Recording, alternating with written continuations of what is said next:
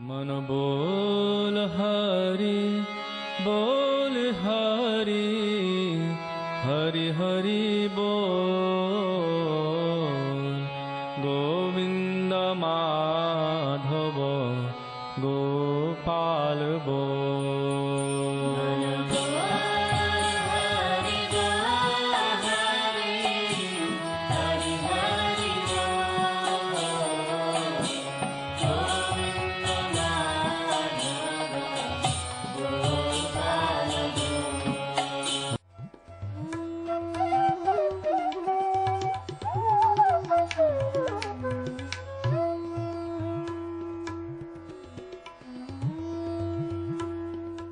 ओम विष्णुपाद अष्टोत्तर शत श्री श्रीमद् भक्ति वेदांत नारायण गोस्वामी महाराज जी का शुभ आविर्भाव सन 1921 में बिहार के बक्सर जिले में मौनी अमावस्या के दिन अर्धरात्रि में हुआ था। प्रारंभ से ही इनकी धर्म में रुचि थी। बचपन में ही उन्होंने गीता, रामायण आदि का अध्ययन किया था। संसार से अत्यंत तीव्र वैराग्य होने के कारण 25 वर्ष की आयु में ही वे गृहस्थ जीवन त्याग कर मठ में निवास करने लगे। सन 1946 में उन्होंने नित्य लीला प्रविष्ट ओम विष्णुपाद श्री श्रीमद् भक्ति प्रज्ञान केशव गोस्वामी महाराज जी से विधिवत दीक्षा प्राप्त की तथा सन 1954 में संन्यास ग्रहण किया। मथुरा में निवास करते हुए अपने गुरु की आज्ञा तथा कृपा से अनेक ग्रंथों का हिंदी भाषा में अनुवाद किया है। इनके प्रमुख ग्रंथ हैं श्रीमद् भगवद गीता, गीत गोविंद, जैव धर्म, वेणु गीत, भजन रहस्य, ब्रजमंडल परिक्रमा, श्री श्री वृहद भागवतामृतम। इन सभी ग्रंथों का English, Spanish, Dutch, French, German, Russian, Italian, Portuguese, Chinese आदि विश्व की अनेक भाषाओं में अनुवाद हो रहा है। लगभग पिछले 60 वर्षों से श्रील भक्ति वेदांत नारायण गोस्वामी जी महाराज ने भारत एवं विश्व के सभी प्रमुख देशों में शुद्ध भक्ति का प्रचार किया, अर्थात भक्ति योग की शिक्षा प्रदान की। श्रील गुरुदेव के भक्ति प्रचार कार्य से प्रोत्साहित होकर अमेरिका के ह्यूस्टन के मेयर द्वारा श्रीमान लीपी ब्राउन ने 31 मई सन 2003 को इन्हें ऑर्डिनरी सिटीजनशिप एवं गुडविल एम्बेसडर के सम्मान से विभूषित किया। सन 2003 में ध्वजाचार्य पीठ तथा विश्व धर्म संसद ने श्रील गुरुदेव को कृष्ण भक्ति, विश्व भर में सनातन धर्म के प्रचार प्रसार तथा ब्रजमंडल के संरक्षण एवं पुनरुद्धार हेतु अनेक अथक प्रयासों के लिए योगाचार्य की उपाधि से सम्मानित किया। इस प्रकार संपूर्ण विश्व में प्रेम धर्म का प्रचार प्रसार करते हुए श्रील भक्ति वेदांत नारायण गोस्वामी जी महाराज ने 29 दिसंबर 2010 को श्री जगन्नाथपुरी में अपनी भौम लीला को संवरण किया। वे अपनी दिव्य शिक्षाओं में और अपने निष्कपट आश्रित जनों के हृदय में सर्वदा विराजमान हैं। सबसे पहले मैं अपने गुरुदेव नित्य लीला प्रविष्ट ओम विष्णुपाद अष्टोत्तर शत परिवर्जिकाचार्य श्री श्रीमद् भक्ति वेदांत नारायण गोस्वामी महाराज जी के चरणों में प्रणाम करता हूँ। नित्य लीला प्रविष्ट ओम विष्णुपाद अष्टोत्तर शत परिवर्जिकाचार्य श्री श्रीमद् भक्ति वेदांत स्वामी शिला प्रभुपाद के चरणों में प्रणाम करता हूँ। अपने परम गुरुदेव नित्य लीला प्रविष्ट ओम विष्णुपाद अष्टोत्तर शत परिवर्जिकाचार्य श्री श्रीमद् भक्ति प्रज्ञान केशव गोस्वामी महाराज जी के चरणों में प्रणाम करता हूँ। आप सब भक्तों का, श्रोताओं का, दर्शकों का इस कार्यक्रम में स्वागत है। हम दामोदर अष्टकम का पाठ कर रहे हैं। ये एक शुद्ध भक्त की प्रार्थना है उस भगवान के लिए कि हे प्रभु तू मेरे मन में आके बस जा। और कैसे बस? जो तू लीलाएं कर रहा है वो लीलाएं मेरे मन में आ जाएं। मन के अंदर सारे स्मरण शक्ति रहती है। हे प्रभु अगर तू इसमें आ जाएगा तो शांति हो जाएगी। ये प्रार्थना कर रहे हैं। आइए इसका जो गूढ़ इसका अर्थ है उसमें प्रवेश करेंगे। पहले इस 5वें श्लोक को हम एक बारी गा के सुनते हैं और भगवान का स्मरण करते हैं। ईदन्ते मुखम भोज व्यक्तनीलय वृतं कुन्तलय स्निग्धारक्तश्च गोप्या मुहुश्चुम्बितं बिम्ब रक्तधरां मे सदा मे मानस्य वीरासं किमान्ये नमामीश्वरं सच्चिदानन्दरूपम् लसत्कुण्डलं गोकुले ब्रजमानम्। सत्यव्रत मुनि प्रार्थना कर रहे हैं, ईदंते मुखम भोज, ये तेरा अम्बुज, मुख कमल, अम्बुज मतलब कमल, मुख मतलब चेहरा, ये तेरा मुखड़ा कमल जैसा अव्यक्त नील है। ये इतना सुंदर नीला लिश्कारा लेते हुए जो तेरा सुंदर चेहरा है, और कुंडल लटक रहे हैं, कुंतल मतलब घुंघराले बाल तेरे चेहरे पे आ रहे हैं, और लाल लाल तेरे होठ हैं, और मुँह चुंबितम बिंब, मैया के द्वारा बार बार चुंबित प्रेम करा गया। मैया क्यों प्रेम कर रही है? क्योंकि कृष्ण ऐसी कोई लीला कर लेते हैं। कहते हैं प्रभु मेरे मन को इनमें ही लगा ले। ऐसा क्यों बोला उन्होंने? मनस्य विरास्तम, मन में विराजित हो, मनस्य विरास्तम मलम लक्ष्य लाभ्य। और हजारों वर देने के तेरे को शक्ति है, लेकिन मेरा वो लक्ष्य है ही नहीं। लाखों लाखों वरदान देने में तेरी क्षमता है, लेकिन मुझे नहीं चाहिए। मनस्य विरास्तम, मेरा मन में विराजित हो तेरा ये सुंदर लीला है। ऐसा क्यों बोला? सत्यव्रत मुनि ऐसा स्मरण चाहते हैं क्योंकि वो इस स्तर पर पहुंच गए कि इस संसारिक जितने भी मन के अंदर हमारे जितनी भी स्मरण है, जितने भी चेहरे हैं, ये सब अस्थाई हैं, और ये हमें इस शरीर से अगले शरीर की तैयारी करवा रहे हैं। 84 लाख योनियों का भ्रमण चल रहा है। वो कैसे चलता है? एक शरीर से दूसरे शरीर में कैसे व्यक्ति जाता है, आप इस बात को समझिए। मृत्यु के समय में 2 शरीर हैं हमारे, इसी में ही 2 शरीर हैं। एक तो ये 5 तत्व का, पृथ्वी, जल, वायु, आकाश और अग्नि, मतलब अर्थ, वाटर, फायर, एयर, ईथर, ये 5 तत्व शमशान घाट या कब्रिस्तान में गया और जल गया या दफना दिया गया। लेकिन जब एक व्यक्ति मरता है, उसके अंदर एक सूक्ष्म शरीर होता है। ये है स्थूल, एक होता है सूक्ष्म जिसको बोलते हैं सटल, ये है ग्रॉस, वो है सटल। सटल मतलब सूक्ष्म, सूक्ष्म का मतलब होता है मन, बुद्धि और अहंकार। जो हमने क्रिया करी इस शरीर में, उसका मन और बुद्धि और अहंकार में हमने उसको सारा रजिस्टर टेप रिकॉर्ड किया। परमात्मा साथ बैठे हैं, ये सूक्ष्म शरीर के साथ परमात्मा और आत्मा दोनों बैठे हैं। मृत्यु के समय में सूक्ष्म शरीर को परमात्मा आत्मा के साथ ले जाता है और दूसरे शरीर में डाल देता है, जैसा हमारा मन और बुद्धि और अहंकार बना हुआ है। मान लीजिए तमोगुण में हमारा मन बन गया, हमने तमोगुण की हरकतें करी, अज्ञानता की हरकतें करी, तो हमें नीचे की योनियों में जाना पड़ेगा। सतगुण में हमने कार्य करे तो हम स्वर्ग लोकों की प्राप्ति करेंगे, पर वहां भी जन्म मृत्यु का बंधन है, तो कहीं भी शांति नहीं मिलेगी। ये जन्म मृत्यु का बंधन छूटेगा नहीं। हर बार हमें ये स्थूल शरीर, ग्रॉस शरीर छोड़ना पड़ेगा, फिर आत्मा उसी सूक्ष्म शरीर को लेके नए शरीर में जाएगी। परमात्मा साथ बैठे हैं, टेप रिकॉर्डिंग करते हैं। जितनी हमने इस शरीर में कार्य करे हैं, भगवान परमात्मा के रूप में हमारे साथ बैठे हैं, तो भगवान का एक अंश परमात्मा के रूप में यहां बैठा है और वो टेप रिकॉर्डिंग कर रहा है। आत्मा जो कुछ कर रही है वो कैसे?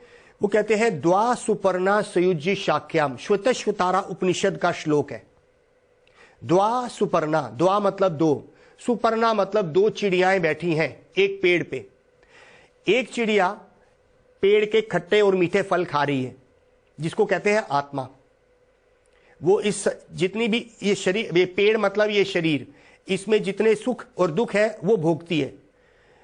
दूसरी चिड़िया क्या कर रही है? साक्षी रूप में देखती है कि ये कैसे कर रही है, खट्टा और मीठा वो खा रही है, तो ये देख रही है साक्षी बनके, जिसको कहते हैं परमात्मा।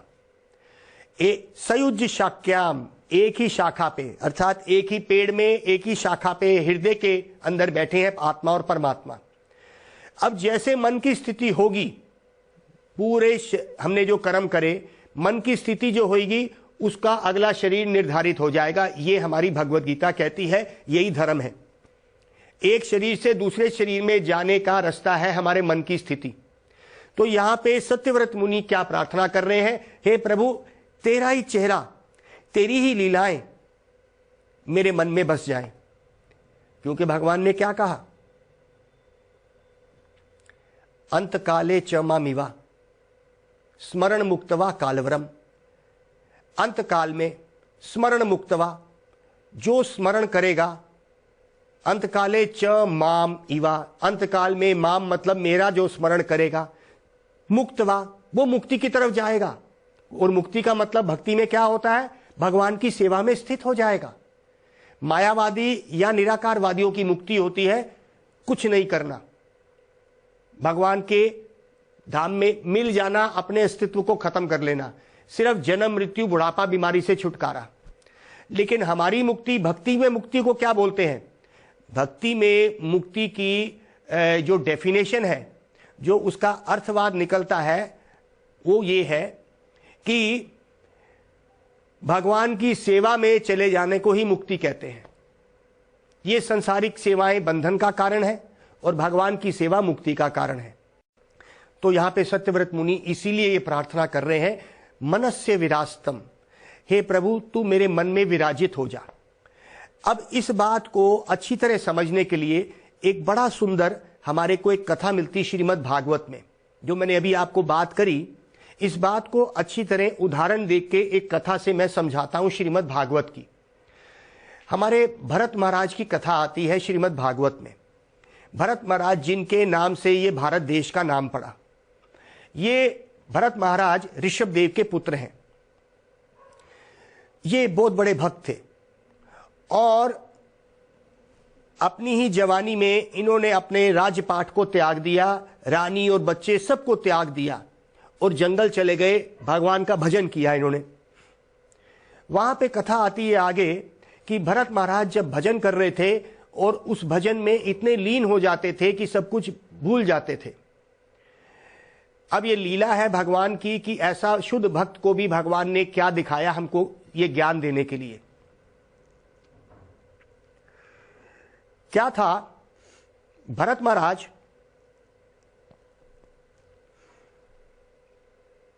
भजन कर रहे हैं, पास से ही एक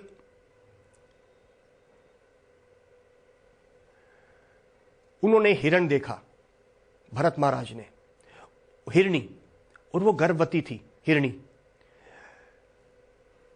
उसके पीछे एक शेर आ गया, हिरणी ने देखा और शेर गुर्राया, गरजाया और हिरणी का बच्चा निकल आया और वो अपने आप को बचाने के लिए नदी में जैसी कूदी, बच्चा उसका गिर गया, गर्भ थैली में से एक बच्चा गिर गया और वो नीचे आ गया।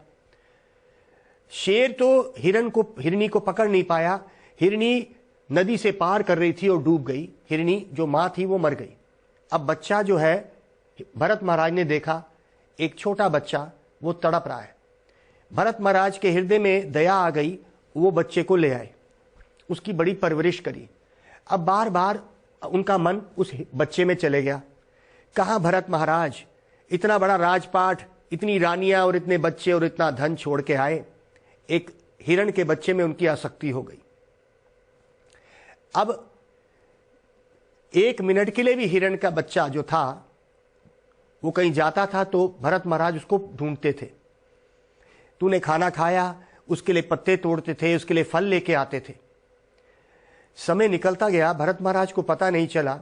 एक दिन उसको ढूंढते ढूंढते किसी ऐसी चट्टान के पास गए कि उनका पांव फिसल गया और वो गिर गए और उनकी मृत्यु हो गई। लेकिन मन में स्मरण किसका चल रहा था? हिरण के बच्चे का। तो भगवान ने भगवत गीता में तो क्या कहा?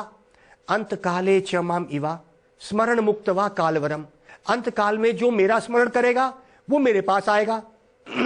और यम यम वापी स्मरण भावम त्यजते अंत कालवरम तम तम अवैति कुंतया सदा तद भाव भविता।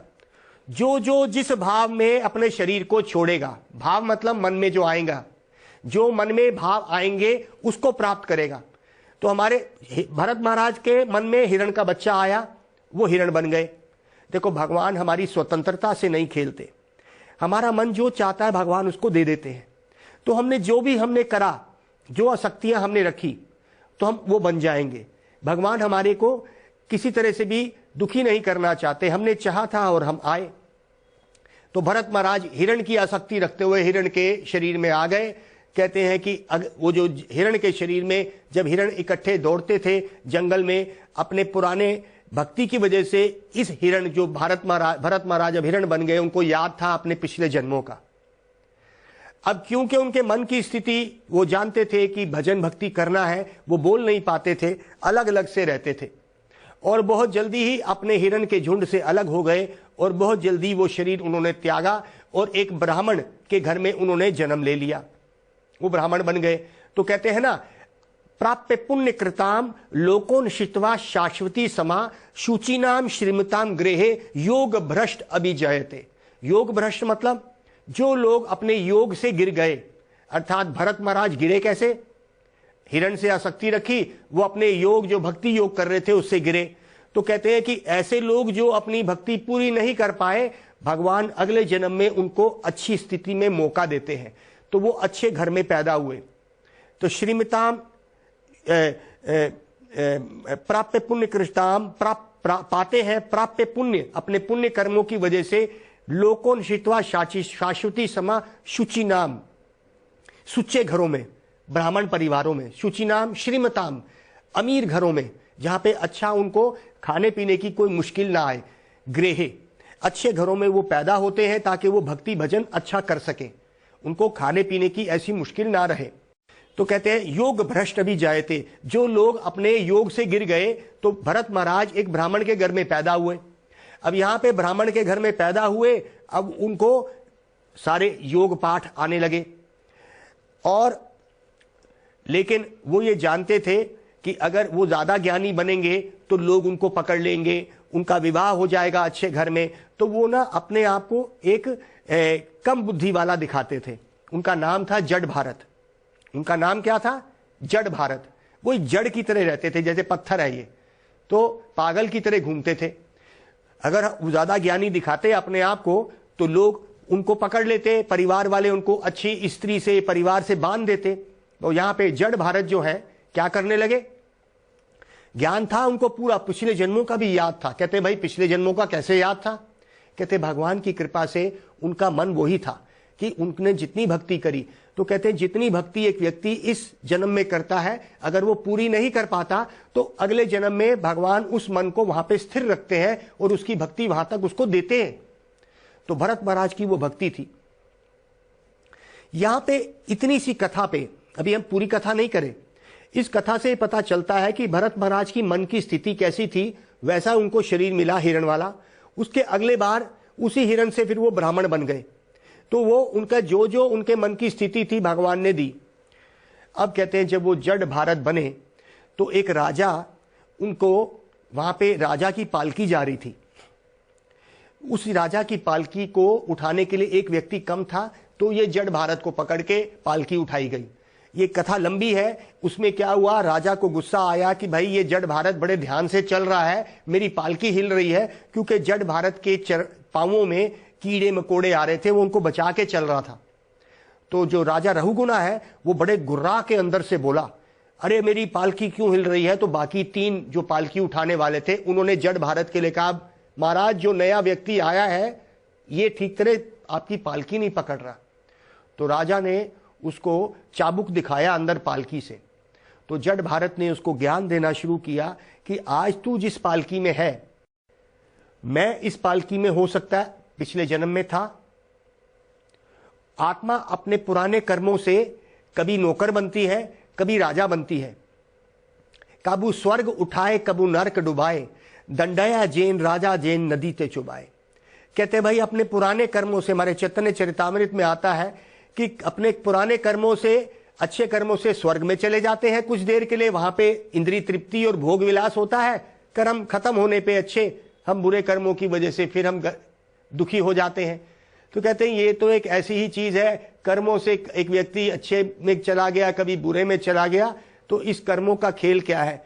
जब ऐसी बात राजा ने, रहुगुना ने पालकी में सुनी तो वो एकदम चरणों में गिर गया जड़ भारत के। जड़ भारत ने अपनी कथा सुनाई कि मैं पिछले 3 जन्मों में ऐसे अपने जन्म को आसक्तियां रखते हुए अपने मन की आसक्तियां हिरण में लग गई तो मेरे को 3 जन्म लगने लग गए। तो हमारे मन की आसक्ति से हमें अगला शरीर मिलने वाला है।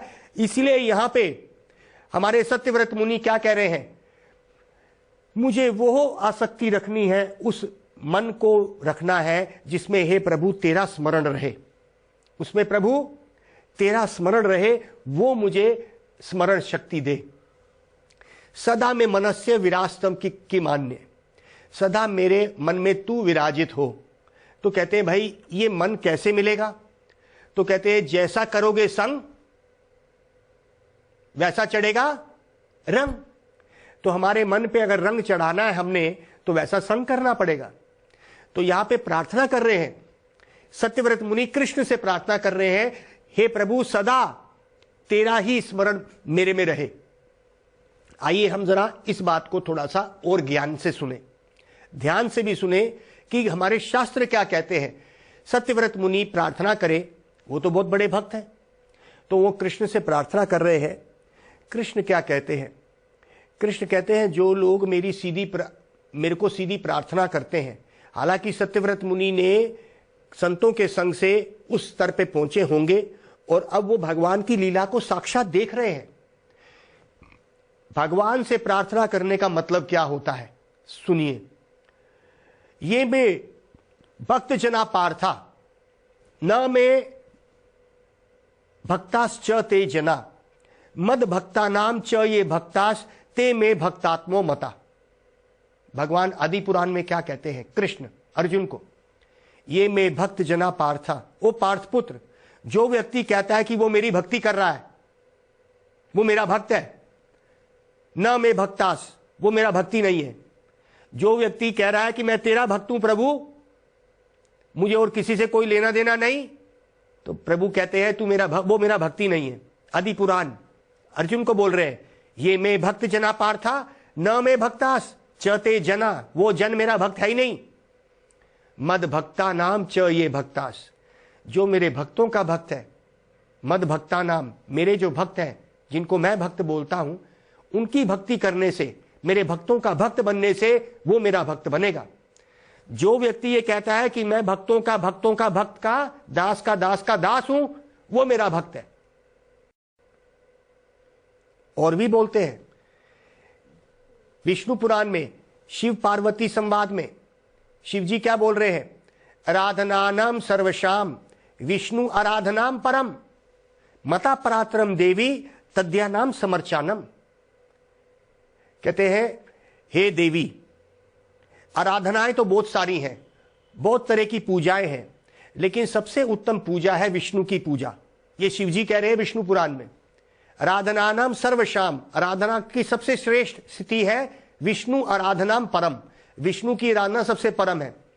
मतः परात्रम देवी, मतः मतलब मेरे मत में, शिव जी कह रहे हैं मेरे मत में क्या है, परात्रम देवी, देवी मतलब पार्वती, सबसे ऊंची मेरे मत में प्रार्थना क्या है, भक्ति क्या है, तद्यानम समर्चानम।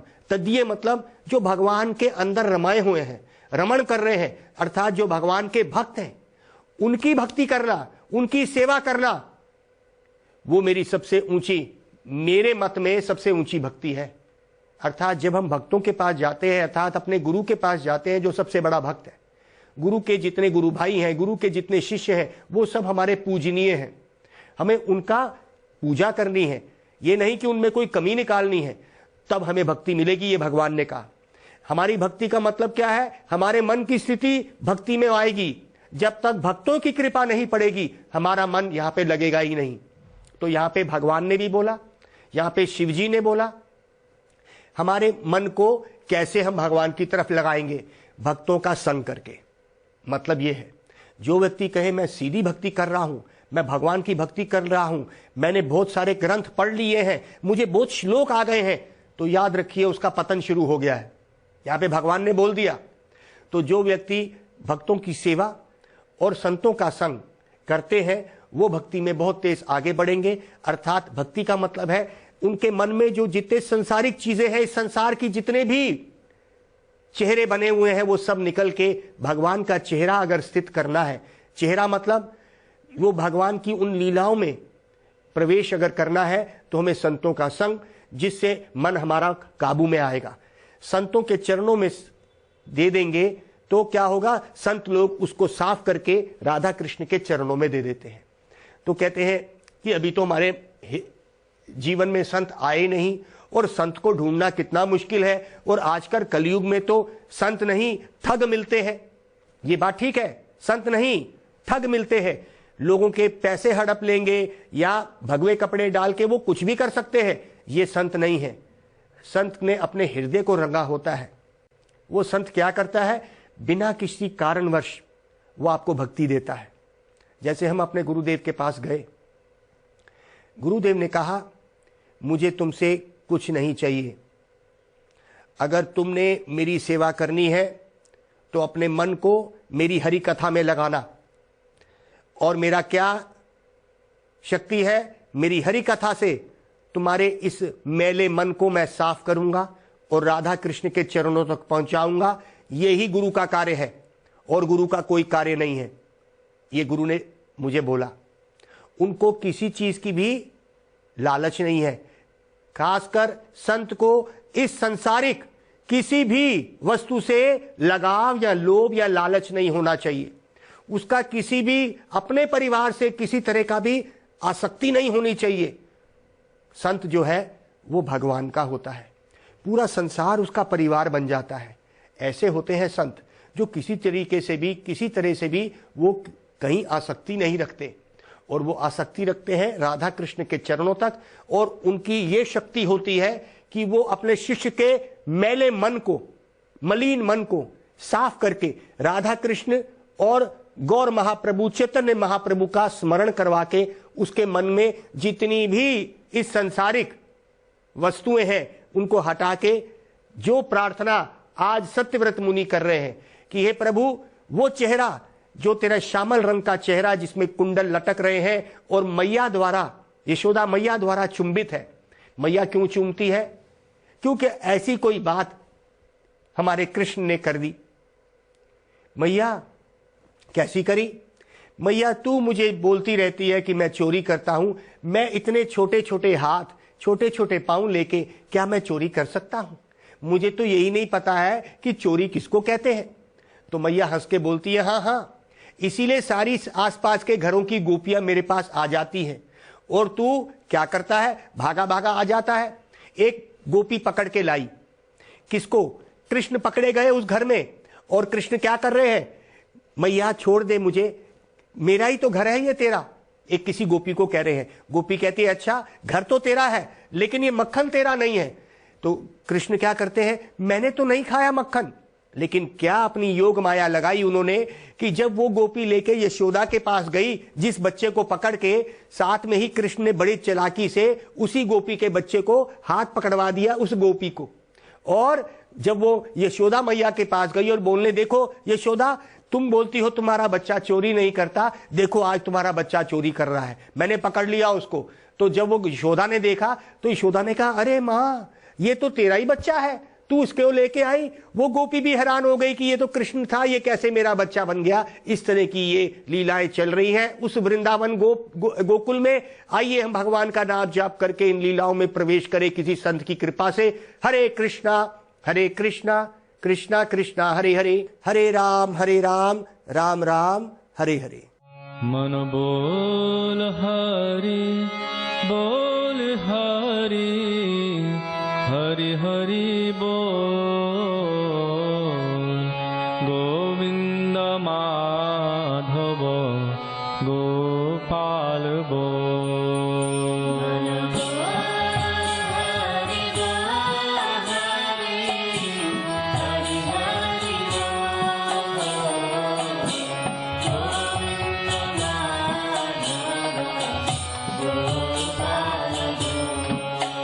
मन बोल हरि बोल हरि,